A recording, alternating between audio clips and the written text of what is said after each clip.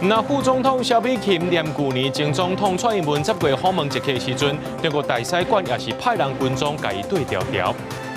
针对大罢免，国民团体宣布初五杯伫咧双北用奥多拜串联护国大寮警队发令开始，一旦拿赢也要宣讲防止罢免。昨下晡，台北有一台民间救护车弄死骑奥多拜民众，这救护车驾驶毋若无救护车的驾照，连一般驾照也都无。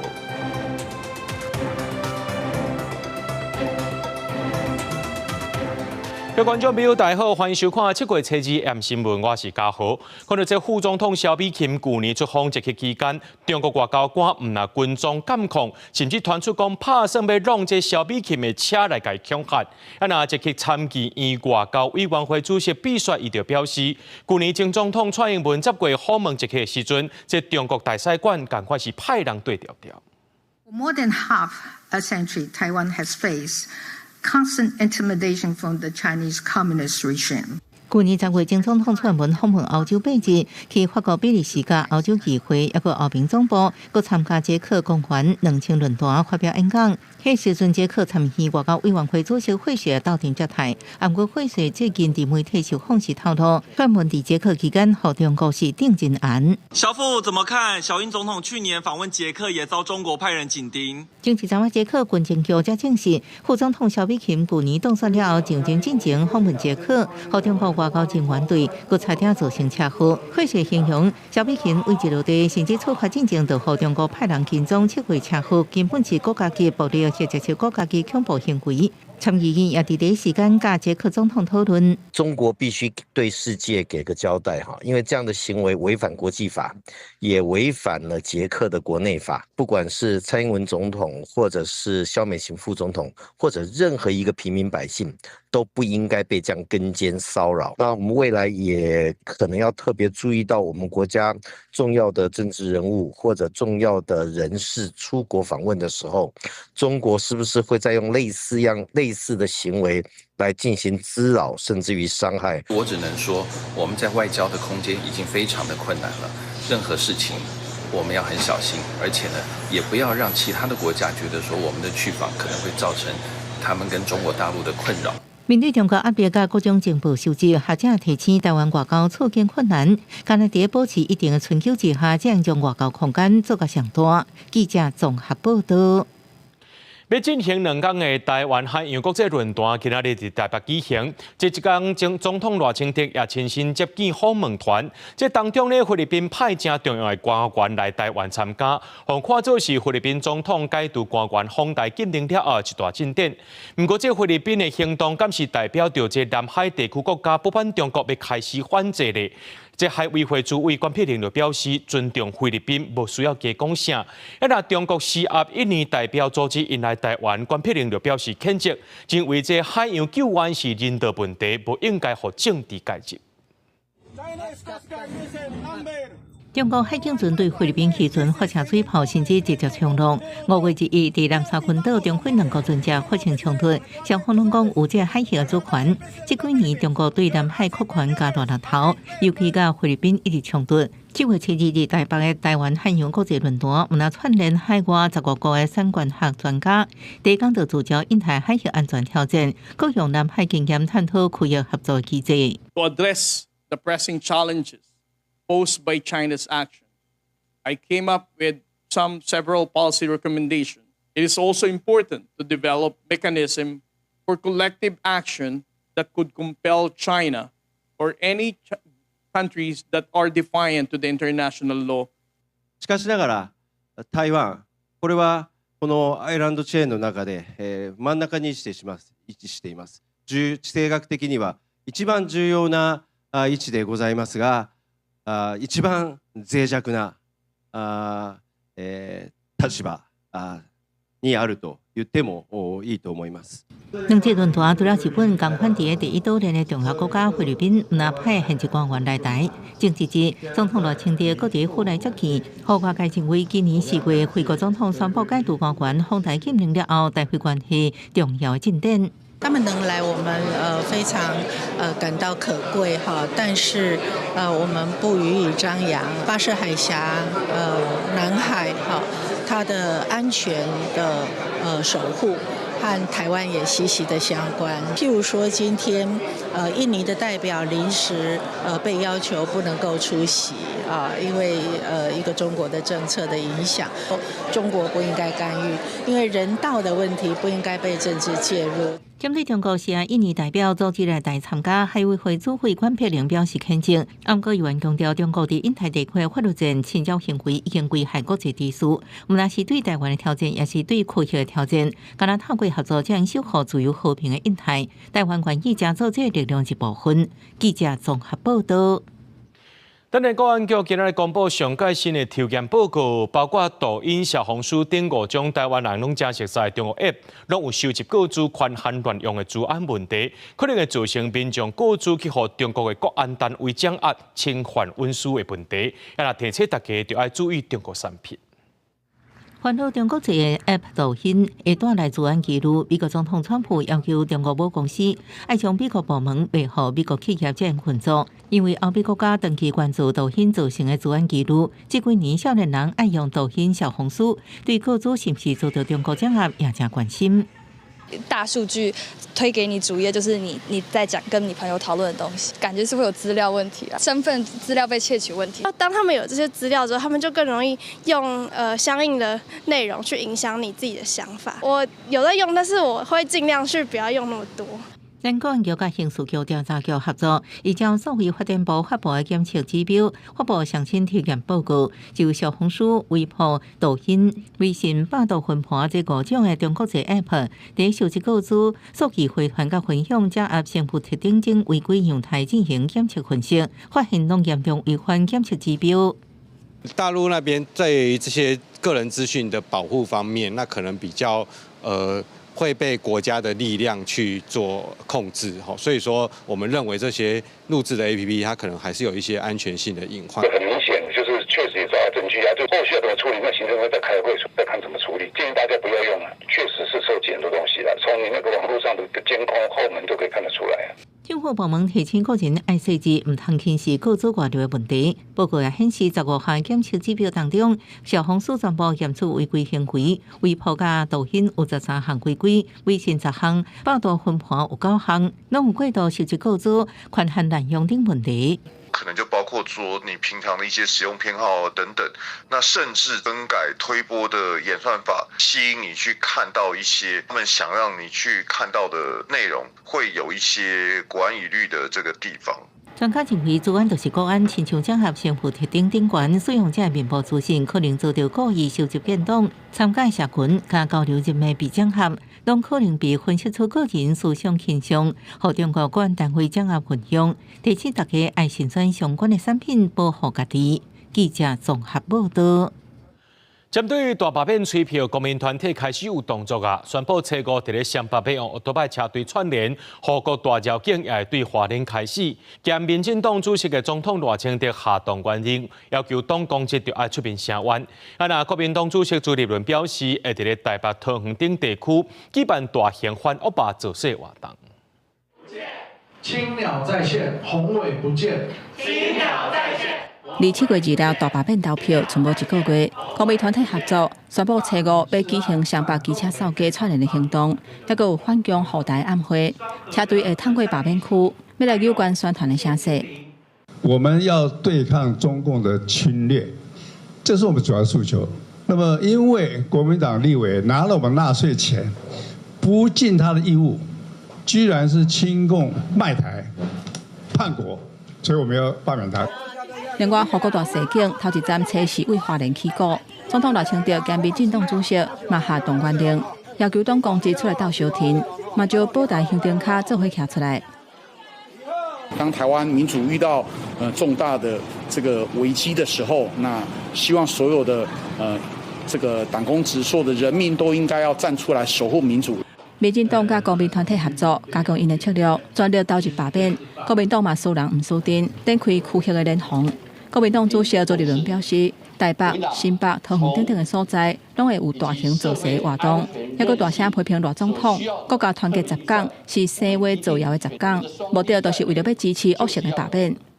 一个为了恶霸、为了斗争、为了分裂而不断的造谣的总统，真的是只会乱台，只会乱讲，这是台湾之大不幸。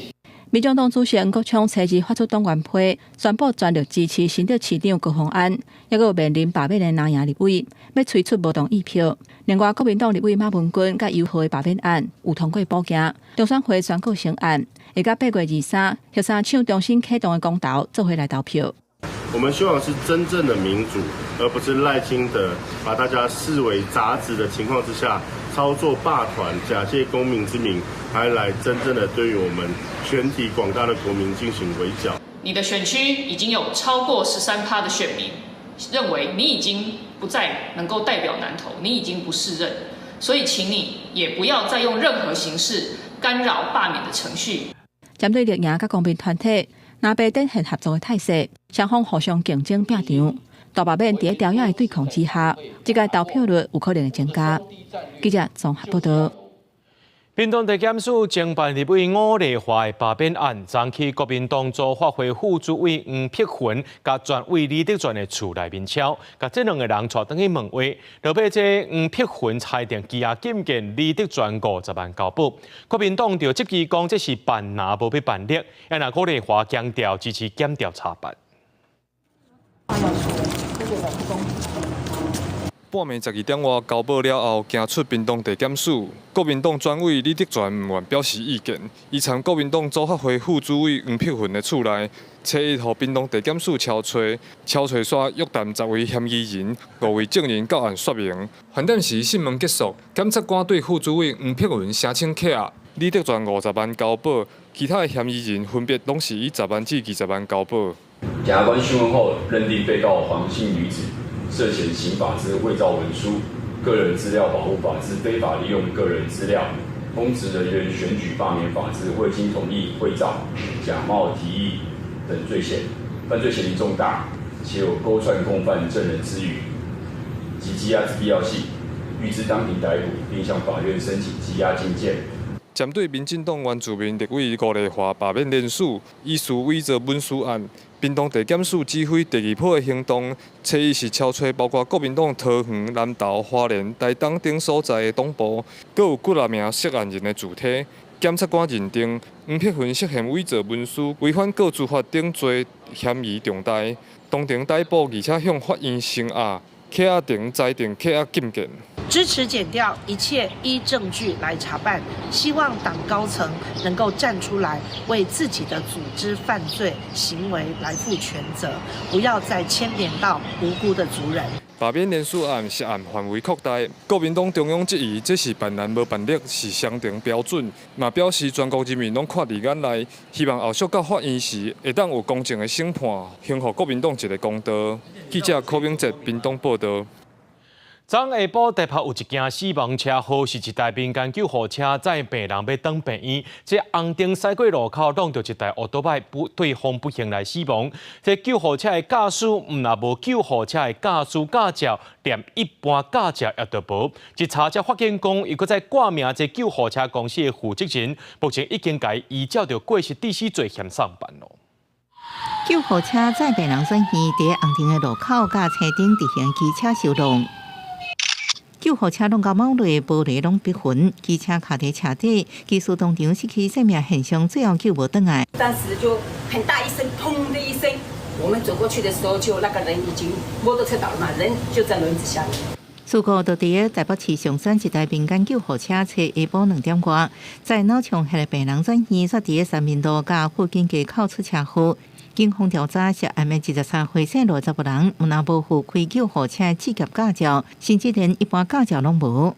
经查，救护车驾驶有无照驾车情形，现场已举发违规。这无正驾驶佮挂名公司负责人，便讲出车进前无其他员工在场，就去将病人转院，才一人出勤，违规开救护车，被依照过失致死罪嫌承办。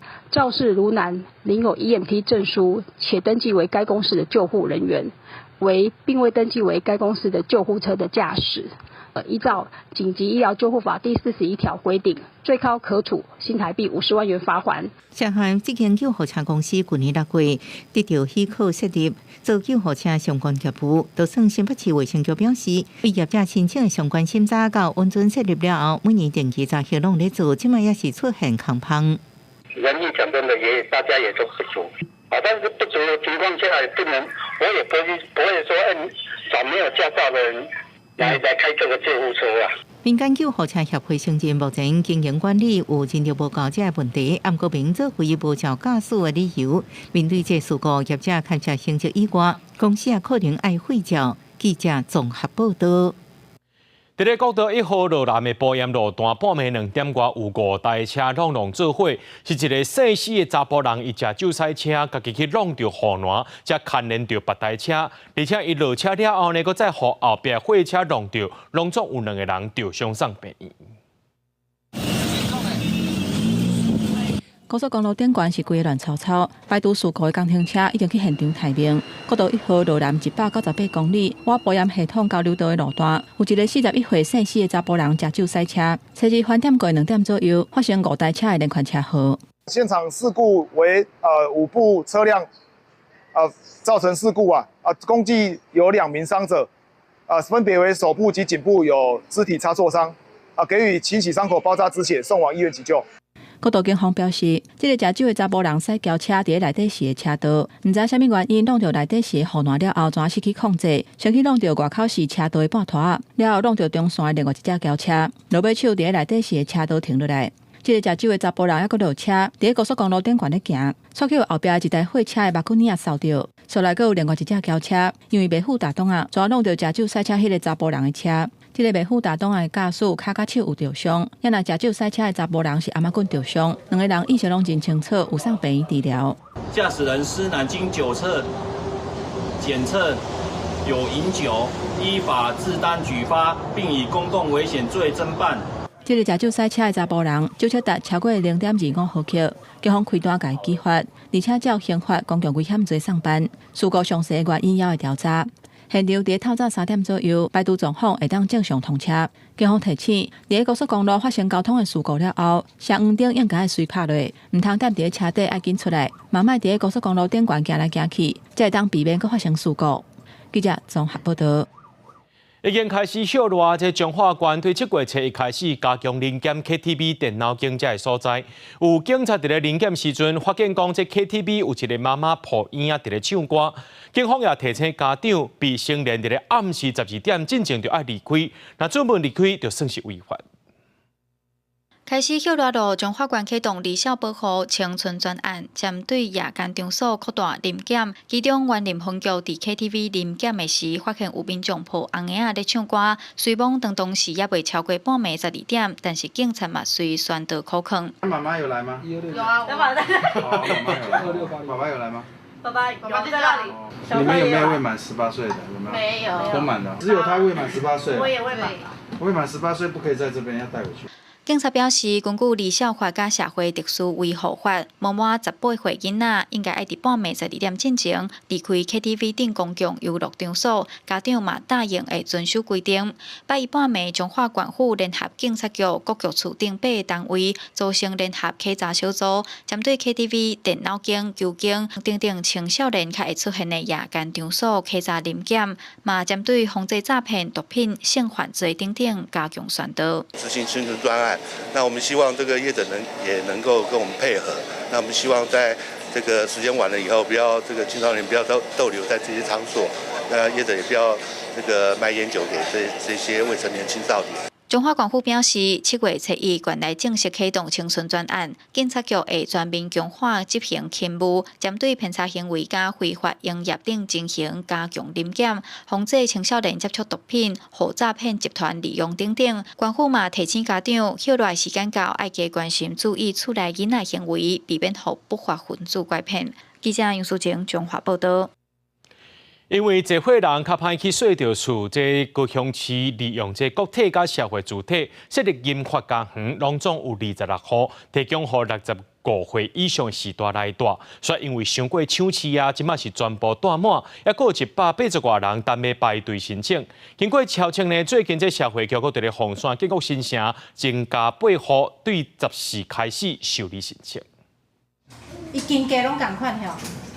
社会局人员提锁时开门，带大家来红线建国新城，看新增加的银发家园厝型经价，3房2厅2间1间啊，虽然无大家具，不过基本的装潢、家电用品拢真齐全。社会局讲，高雄市即阵5个人内底，有一个是65岁以上的时代，拢总有55万人。因为侪伙人歹水厝，去年社会局伫红线遮规划4个银发家园，马上就满了。今年佫增加8户，上少会当住16个人。有住户讲，附近环境清幽，佫里边真适合因住。袂歹啦，这袂歹。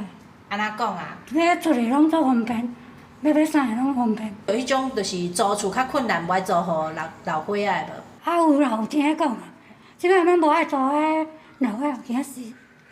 除了红线的建国新城，伫主要的翠华国体、前金的台东社会主体，嘛有规划银发家园。3个所在加起来拢总有34户，会当住68个人。因为厝型无相像，厝税上俗的3000块，上济8600块。社会局讲，因为环境厝税拢有替时代设想，因此只要有厝开始税，连面就抢了了。即阵也有100-200人伫咧排队申请。左营跟前进的部分目前是都有后缺的，那大概就是因为有单人跟双人，大概加起来大概可能将近大概180位左右的一个后缺的状况。社会局表示，因为法规限制关系，社会体无法度直接指定或特定的族群来申请，才会出现这种小抢的状况。后续因会继续争取，和侪伙人得到较妥善的照顾。记者国家主库朝阳高雄场报道。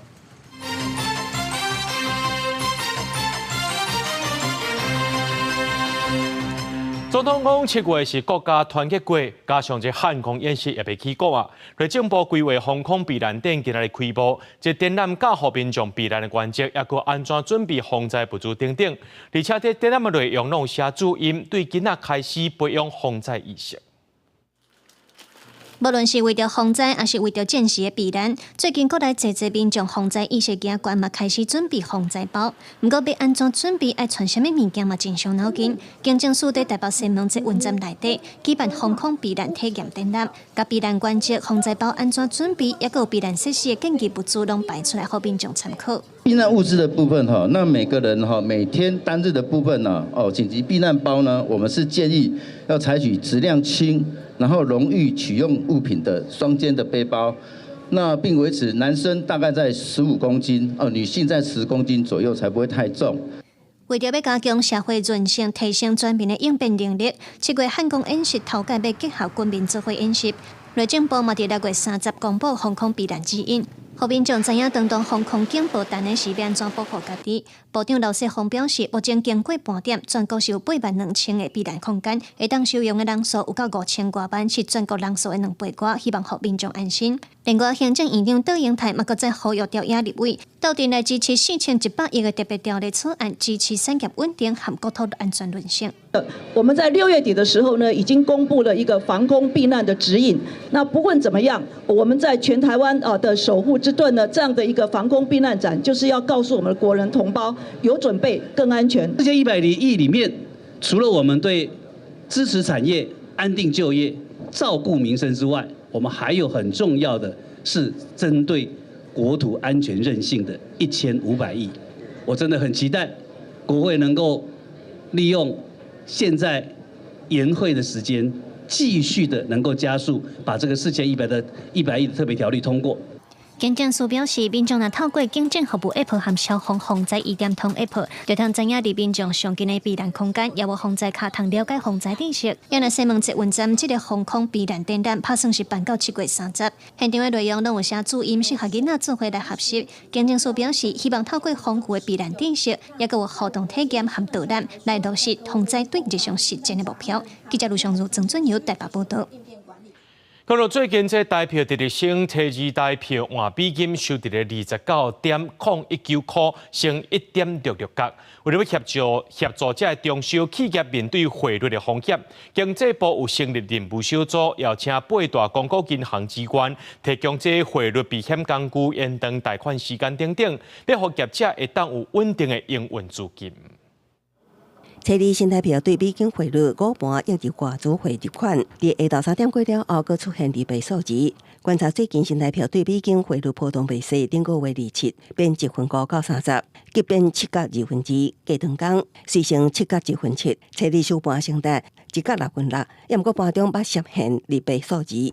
为着协助中小企业应应汇率风险，经济部特别召开记者会。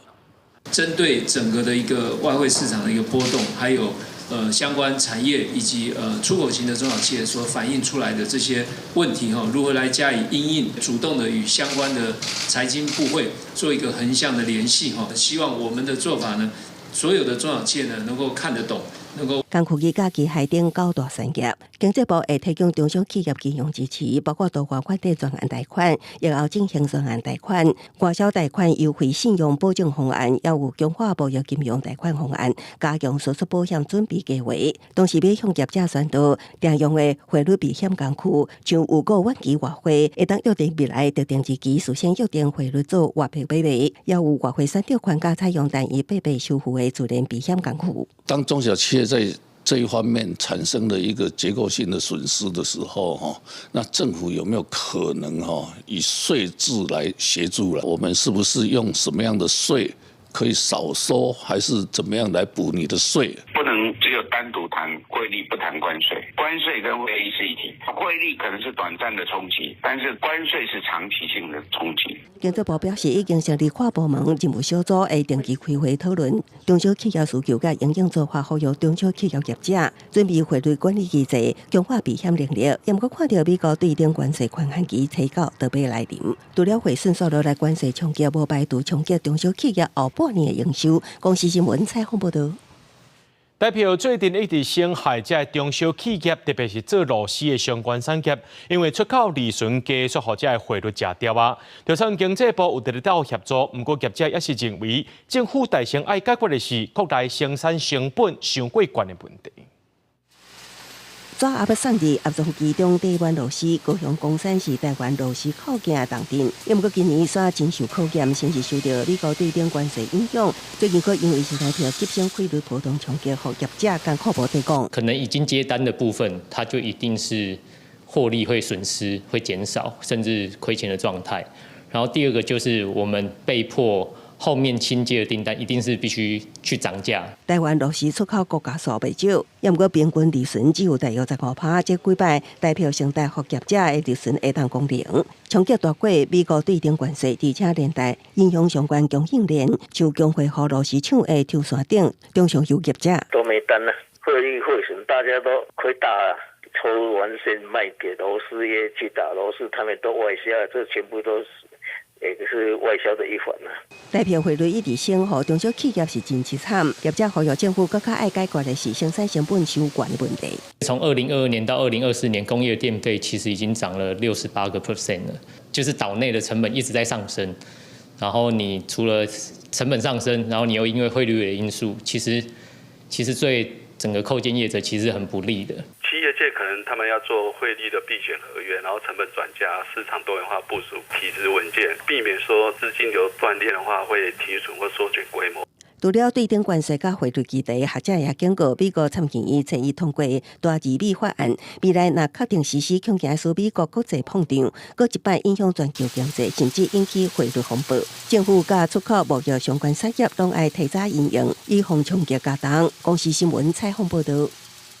俗称宋氏分段的二级毒品依托米酯，敢若今年1月到4月，查到6以外检体已经超过1600件，比去年是搁较济。就检方认为讲，因为这种的含其他的毒品来比较是较俗，所以少年族群才会摕来乱用。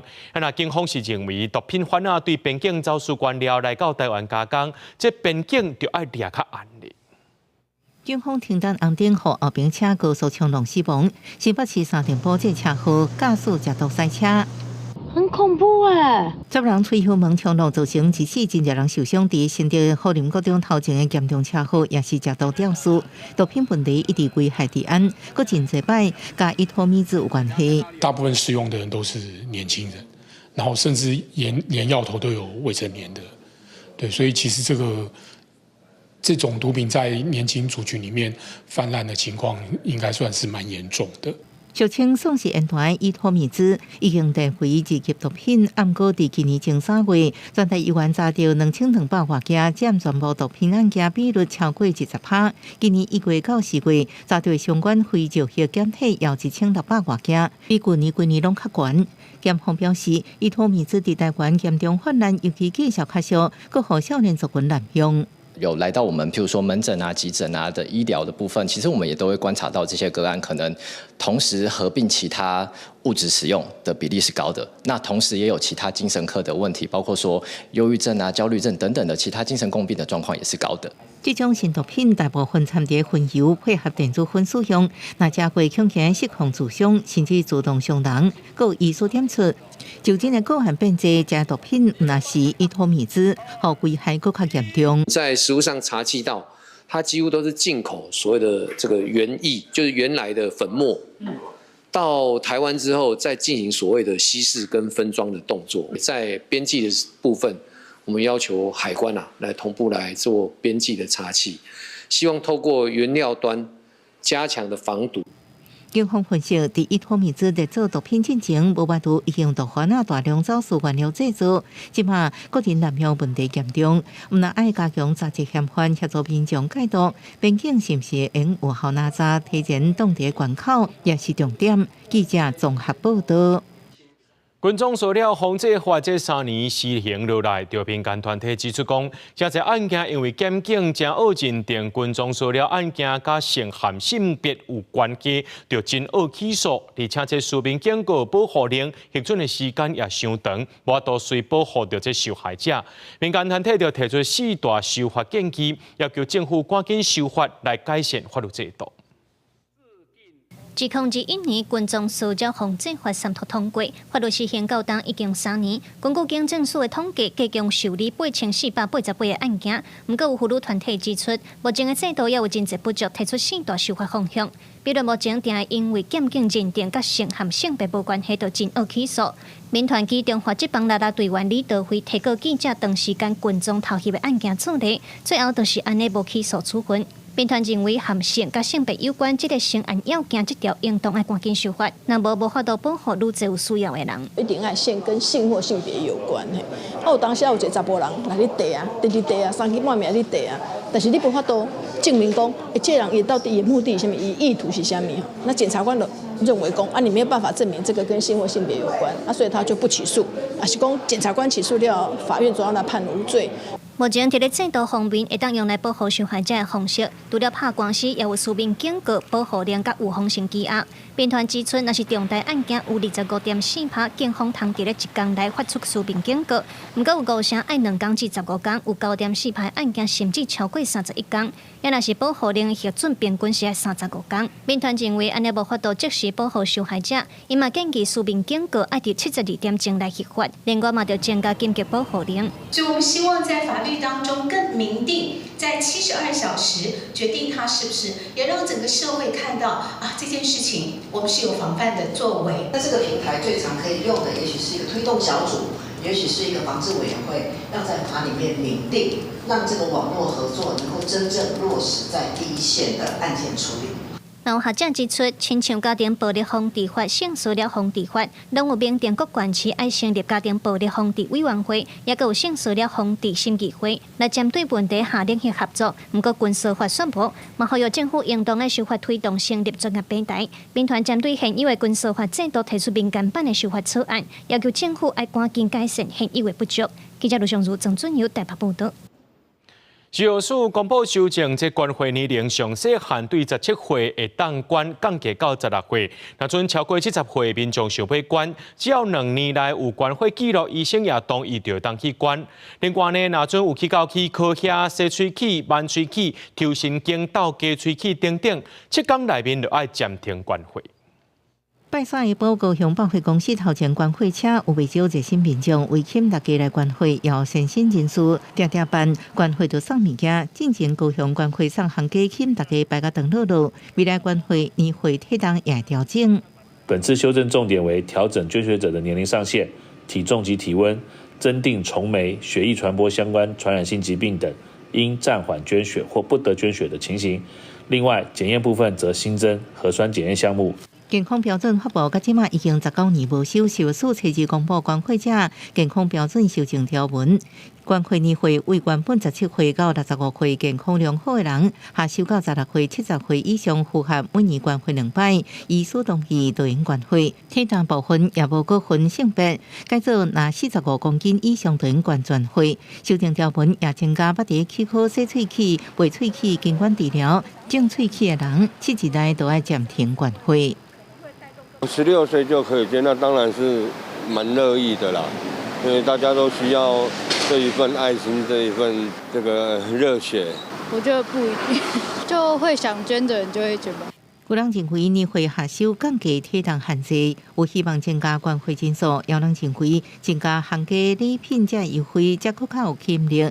消署表示，这摆修正是考虑个人健康水准甲国际标准有改变才调整，未来也继续关注国际科学研究甲法规进展，适时建议修正。记者综合报道。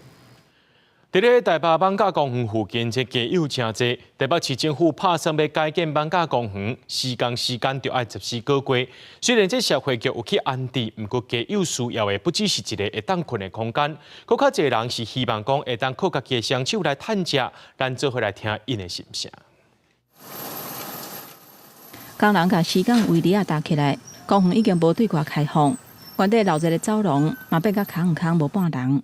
台北市政府按算要改建艋舺公园，民间团体烦恼讲14个月遮尔长的时间期，若无好好安排，这街友有可能会进一步拖去到其他的所在。台北市社会局指出，年初时阵统计有59个街友，目前已经采取多元处理的方式，安排有意愿的街友等去处理，或者是带中途之家，遐若有的是使用社福中心带暝服务。基本上我们来讲安置的话，基本上是希望他去中途之家，或者是进到长期的安置机构。那我们的中途之家，基本上我们后续还是会转介回到户籍地。那基本上就是希望他回到原来户籍地的县市政府，可以得到比较好的照顾。其实街友需要的，唔但是带暝的空间，大部分的人是更较希望会当靠家己的力量来转接。其实甲社会刻板印象无共款。差不多有70%的街友会做粗工、去夹牌仔，或者是出电头等等的工课。不过大部分是无够稳定，致使因无能力通好细厝，有一个所在通好住。已经伫公园住13年的李先生，伊讲伊长期咧做散工，收入只要勉强会当生活就会使。就是固定那个出阵头，然后我朋友那边有时候我跟你讲过，餐厅外送这样子啊，这样子。能过就好了，这样子啊。英国捌经营旧册店，后来伫公园住19年。这个陈先生会当讲是有满腹的痛苦，伊深深感受到就业市场对这伙人并无优先，不过伊期待的敢若是一个机会尔。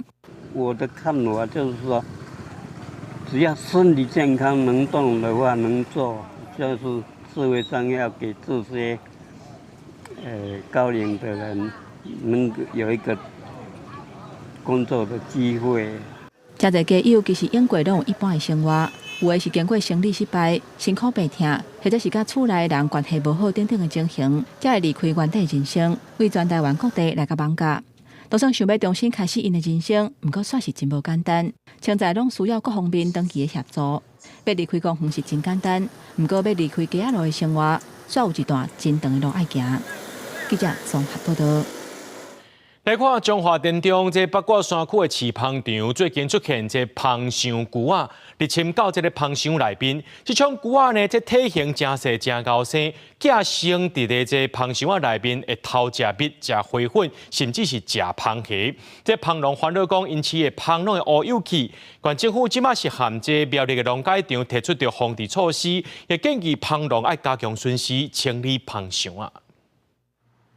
农业部苗栗农改处的研究人员真细致先用吸糖的管仔，甲糖摕出来另外一个箱仔观察，这是互饲芳的农民头壳摸咧烧的外来种，或者芳寿菇啊。中华田中包括山饲芳的所在，今年嘛拢着，互饲芳的农民是真烦恼。是知影讲，阮田中这边是阮遮是拢应该拢着啊。阮种这块啊，大概拢有饲啦，啊都3、4个啊，4个蜂场啊。这种芳寿菇啊是为非洲来的，捌入亲美洲甲亚洲。去年5月头一届出现伫台湾，伊的特色是真高杯，嘛生炭了真紧，主要是食花粉、蜜甲芳虾。苗栗农改场表示，目前芳寿菇啊已经伫咧新竹、苗栗、彰化、南投甲嘉义等等的所在摊开。到今年6月，全国已经有14间芳场通报受害。经过捕杀了后，要是有发现芳寿菇啊出现，评估可能是已经伫咧台湾定居啊。后续经过一次这个扑杀哈，然后就是事实上再过调查还是有零星的发生，所以我们认为说这个甲虫可能进来已经有一阵子了哈，那可能是刚好气候适宜的状况下，观测是它可能已经不止一个世代了。我们已经有跟蜂农要注意些什么东西，比如说它那个蜂箱里面如果是喂食的，就是你是不是它出去采花蜜，你是喂食的那个3天内没吃完就要清干净。中华农改处表示，目前中华有2个芳场通报受害，已经建议饲芳的农民照农业部指引，做字放伫咧芳箱的内底甲外口，用纸棒等等的工具来做含井。若是人工饲花的蜜互芳食，3天内若有剩的，要是要清掉。提醒饲芳的农民都要加强巡视，才会当阻挡芳寿菇啊生炭。记者综合报道。讲到真济，这观众朋友拢会去到花莲台东遐佚佗，来到这花莲海峡呢，总是出现真罕见的洋鹅，而且这瓜头头海翁数量是真济，互出海看海翁的民众是看甲真欢喜。这船仔业者呢，也主动调动这船帮，推动这优先上海翁的行程，避免去甲因搅扰着。伫上海红船头一个海边，2只超级大洋鹅当扑出水面划开，黑色白色的身影，抑个为脚趾片稀奇，是因明显的特色，通拄到的几率无1%。7月1号的下午5点，那我们在花莲港外海10海里处发现了虎鲸，他们在那里游速很快，在那里追逐海豚。是，那我们之后就保持距离的去观察他们，然后发现到说是一对夫妻档，然后跟一对母子队在那边。洋鹅出现的消息，互真侪游客报名要出海，但是今日透早的船帮拢无拄到洋鹅，颠倒是大型的瓜草头海翁袂少。研究海洋生态的乌楼海洋文教基金会是希望上海翁船伫接触海翁海底的时，会当更较优先。在靠近之前，一定要先减速。那这个减速的距离至少要保持50公尺以上。那另外一个呢，就是这个不包围，我们可以跟在它的这个左后方或右后方慢慢的保持距离去观察它。我们如果遇到这种有带母子队的话，那我们保持的距离应该要更长。业者强调，目前花莲有8只上海翁船，大部分的业者都会按照上海翁的规范，避免对海翁海底受干扰。在赏鲸的规范里头，其实一群鲸豚最多大概只能容纳3艘的赏鲸船，所以花莲赏鲸业者就会刻意跟其他船公司透过了发船的时间不一样，或者以航程的时间的长度不一样来做区隔，降低它所有的干扰。另外，亲像伫海上接触海翁海底的时间，也会控制伫15分钟就要离开，抑个袂当超过3只以上的上海翁船同一个时间接触同一阵的海翁海底族群。希望透过这寡优先的规范，互民众也会当提高保育生态意识。公司新闻采访报道。台东观影音纪录学会伫咧鹿野的水河村培训退休的民众，今年佫开网络直播频道。这个拜六呢，这社区的志工特别利用台东国际历气球嘉年华会开播，进行社区网络电视台头一届直播，未来佫会报道社区内面大大小小代志。台东鹿野的水河社区，因的网络电视台初5就要开始放送，这志工赶紧练习操作。那这样就切换过来。觉得很新鲜，在过去就是自己拍，然后自己剪片。可是呢，这是好多台机器。水河社区网络电视台是用公部门甲民代争取的补助经费所设立的公益电视台，由台东县影音纪录学会协助训练摄影师，甲来遮到放送的志工，大部分拢是退休的居民来参加。今年佫引进上市会当坐台机台直播的技术，网络的频道嘛已经搭好势。10个职工嘛已经完成2个外国训练，初步特别利用台东县国际热气球嘉年华会开幕，进行头一届现场的直播。我想对地方也对观光拢相当有一个帮助，我感觉足有意义的。小角落的部分没有人来报道，温馨的故事、温馨的事情、感人的地方，我们想要做的是在这一方面。职工讲，其实随和社区甲附近的社区，拢有袂少特殊专长的人物，乡土活动甲农作物的特产，这些拢会当摕来伫网络电视台直播甲放送，靠家己的力量，甲这些社区大大小小的代志传播到全世界。记者综合报道。迄热是旅游大季，加上高雄有真侪演唱会要举办，为了避免这饭店业者乌白乱起价，观光局加强稽查，发现讲有3间业者无照规定保留房间，或者是违规甲人加收钱，除了依法开罚单以外，这违规名单同款爱公开。高雄火车头内底人来来去去，这2天开始热，民众也刷刷地安排假期，行李拖咧，准备要时间去耍。我们玩2天1夜。2天1夜啊，有在高雄过夜吗？有。啊，有发现饭店有涨价吗？有。多少都？这是偌济啊？目前去上济，捌有打无？打过的，偌济到偌济啊？就是本来是2500左右，就会涨到差不多5000。民众认为，热出门一定会加开钱，不过若是起价伤贵无合理，安尼就真唔通。这种饭店的房间起价都是上10块。观光局表示，高雄有登记的大细间饭店大约有500多间。热热期间是旅游业的大季，接落来佫有几多场演唱会要办，为了要避免饭店业者乌白化价，6月份因也联合消保官加强稽查87间业者，其中有1间为了起价，家己取消旅客订房，罚款2万块。另外有2间的房间钱分别超过报备的房价300块甲1000块，除了罚1万甲5万以外，这3间饭店的名单也公告伫网站顶端。违规个案将依照发展观光条例开罚1到5万元不等的罚金，并且公布名单。如果经过限期改正仍然未改善者，将按照消费者保护法处3万到30万元不等的罚锾。业者伫申报旅馆设立的时，拢爱甲各种房型的介绍报起嚟，若有变动一定爱先向主管机关报备。观光局强调，网站顶端拢会公告无合法甲违规的业者名单，民众若是拄到乌白起价，也是防取消订房的代志，除了消保处以外，嘛会当随向观光局来反映。记者柯家朱朝阳高雄场报道。传统艺术界一年一摆大代志，第36届团艺金曲奖拜三公布入围名单。今年计共有88组创作者42件作品入围。今年特别用台做主题，代表传统艺术代代相传的精神。今年36届团艺金曲奖拜三公布入围名单。今年计共有88组的创作者42件作品入围，包含音乐甲戏剧表演2大类。今年的主题叫做“代”，若是要强调传统文化代代传承的意义，嘛代表跨世代、跨领域，每一个作品都是无前无后协力完成的精神。尤其是音乐类跟戏曲类，都是以技艺为主，所以呢，代代相传、代代接棒，非常的重要。另外一种是跨域上的融合，彼此互补。来共融呢，戏曲共融音乐。东美混歌戏团的名博客栈明星相会节，用电视剧名博客栈做背景，结合穿越和武侠的题材，讨论爸囝之间的亲情。越南离婚之 Q 剧团的《情机》改编白蛇传的故事，讨论爱情的本质。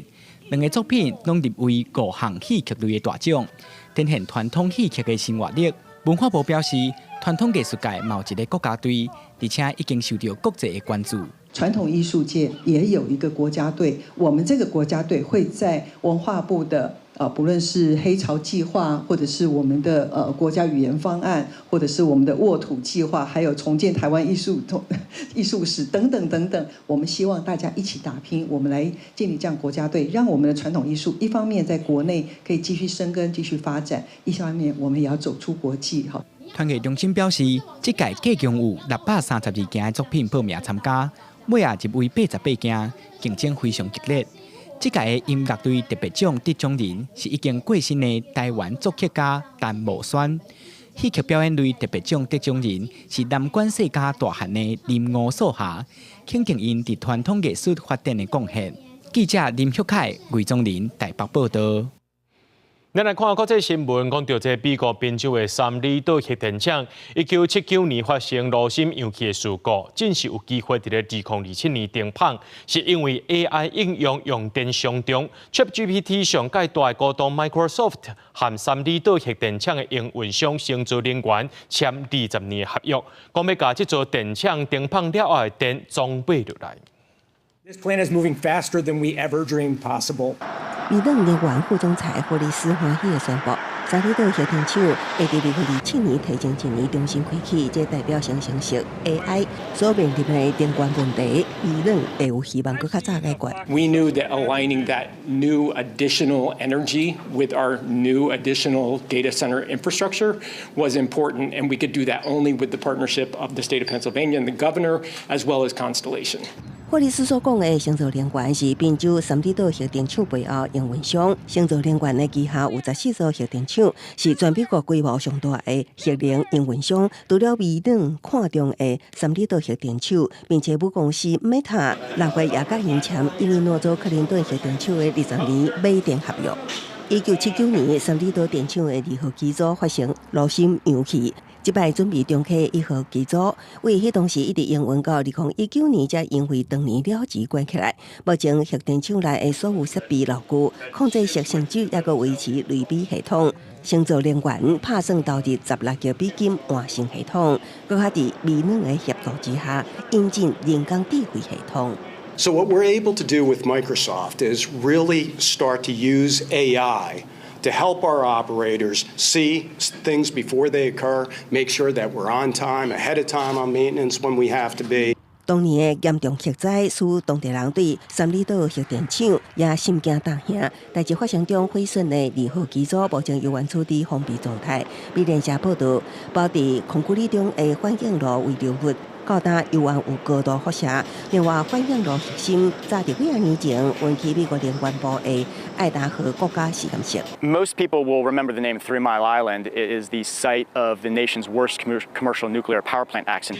星泽能源表示，中期三里岛核电厂虽然提前1年到2027年，也不过油湾爱先出的美国原子能委员会、加州参电方政府各项许可。另外，美能即摆卖电无透露要互多几个资料中心。使用外界认为，这是为着伫2030年底进行大政府碳排目标。公司新闻翁鲁梅编译。那台湾热翕翕，咱来看欧洲，即马是长咧热。这西班牙、葡萄牙6月底呢，降到46度；法国、意大利、英国也出现历史上上界热的6月。德国柏林建筑工人出庭工人加罗法纳，测伊即伫37度的高温伫大日头卡拍。It's quite hard for us, engineers, and for our workers. We try as much as we can to stay safe, firstly for ourselves, and after for our work. We drink a lot of water. 小英7月7日，侵蚀规个欧洲气温达到上高峰。法国当局采取预防措施，巴黎高温摄氏40度，超过1300间学校宣布停课，也是部分停课。埃菲尔铁塔顶站对外无开放到拜四。两一间病院，这名护理师以水雾喷短圆中者面甲头来降温，也毋过有一罐病房内温度摄氏33度，无空调，互病人真无爽快。change qu'en fait les patients sont bien plus à risque de déshydratation, de coups de chaleur, et donc il faut veiller à ce qu'ils soient hydratés et veiller à ce qu'ils ne soient pas exposés à des fortes températures. 意大利限制户外工作，13个大区发布高温之下室外工作禁令，中昼到下晡高峰时段禁止工地施工。几个大区病院通报急诊收治高风险族群的吊耍病人，其中托斯卡尼区住院人数增加大约20%。Uno dei rimedi, ovvero bagnando le braccia con l'acqua della 葡萄牙6月创下单日上高温46.6度纪录。西班牙甲英国也通报史上上大的6月，其中西班牙一个月平均温度23.6度，比以往7月到8月的平均温度也较悬。另外，西班牙巴塞罗那也发生一名街路女清洁人员亲像高温之下工作不幸死亡。伫亚洲的日本上高温恐惊会超过摄氏35度。日本气象厅测预宣布，日本今年6月的平均温度比起到2020年的30年间平均高出摄氏2.34度，从1989年开始统计以来新高。气象厅表示，这是因为日本附近的高压系统比往年更加强，造成冷空气入来。公司新闻为您编译。所观众朋友做伙来看明仔载天气。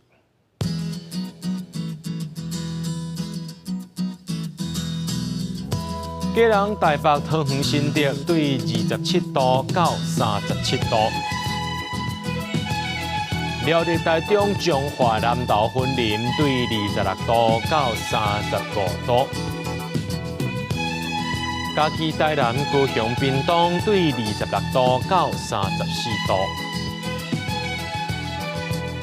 宜兰、花莲、台东对27度到33度。天后金门马祖对27度到35度。还个未来3天的气象。